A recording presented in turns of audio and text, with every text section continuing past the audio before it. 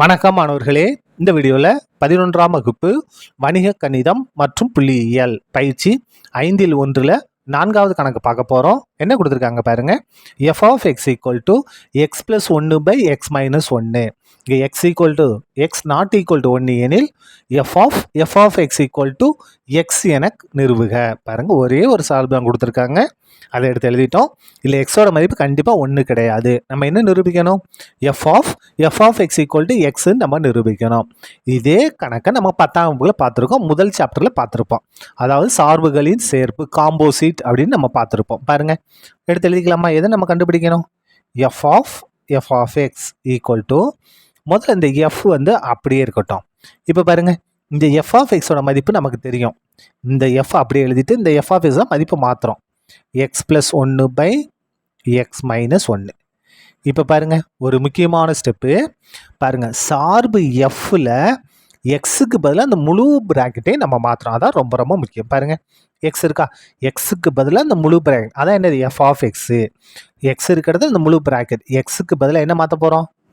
X plus 1 by X minus 1. இந்த எக்ஸுக்கு பதிலாக மாற்றிட்டோம். இந்த ப்ளஸ் 1 அப்படியே வந்துடும். இங்கே வாங்க, எக்ஸுக்கு பதிலாக இந்த முழு பிராக்கெட் மாற்றலாமா? என்ன இருக்குது?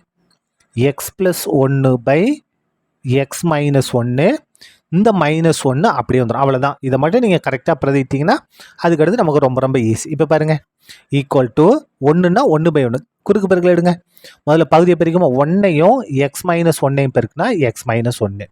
குறுக்கு பெருக்குங்க. 1ஐயும் எக்ஸ் ப்ளஸ் 1ஐயும் பெருக்குனா எக்ஸ் ப்ளஸ் 1. இந்த ப்ளஸ் போட்டுக்கலாம். 1ஐயும் எக்ஸ் மைனஸ் 1ஐயும் பெருக்குனா எக்ஸ் மைனஸ் 1. முடிஞ்சுது. அப்படி இங்கே வாங்க, இங்கே பகுதியில் எது மேலே 1. முதல்ல பகுதியை பெருங்க. 1ஐயும் எக்ஸ் மைனஸ் 1ஐயும் பெருக்குனா எக்ஸ் மைனஸ் 1. குறுக்க பெருங்க. 1ஐயும் எக்ஸ் ப்ளஸ் 1ஐயும் பெருக்குனா எக்ஸ் ப்ளஸ் 1. இந்த மைனஸ் போட்டுக்கலாம். மைனஸ் வந்தாலே ப்ராக்கெட் ஓப்பன் பண்ணிடணும், சரியா? 1ஐயும் எக்ஸ் மைனஸ் 1ஐயும் பெருக்குனா எக்ஸ் மைனஸ் 1. இப்போ பாருங்கள், 2 பின்னம் வகுத்தல் இருக்குது, பகுதி சமமாக இருக்குது, அது கேன்சல் ஆயிரும். மிச்சம் இதுக்கு மட்டும் நம்ம சுருக்கி எழுதலாம். பாருங்கள், இந்த இடத்துல plus 1 minus 1 cancel. 1x plus 1x கூட்டினா 2x. 1x ப்ளஸ் 1x கூட்டினா 2x ஆயிடுச்சு. இந்த பாருங்கள், எக்ஸ் ப்ளஸ் 1 அப்படியே வந்துடும். மைனஸ் உள்ள பெருங்க. மைனஸ் எக்ஸு மைனஸ் இட்டு மைனஸ் ப்ளஸ் 1ஆக மாறிடும். மைனஸ் உள்ளே பெருக்கிட்டோம். இப்போ பாருங்கள், minus x plus X cancel. 2x 1 plus 1 கூட்டினா 2. எது கேன்சல்? 2 கேன்சல். நமக்கு ஆன்சர் என்ன? எக்ஸு. கணக்கில் என்ன கொடுத்துருந்தாங்க? எக்ஸ் தான் ஆன்சர்னு கொடுத்துருந்தாங்க. அந்த எக்ஸை நம்ம கொண்டு வந்துட்டோம்.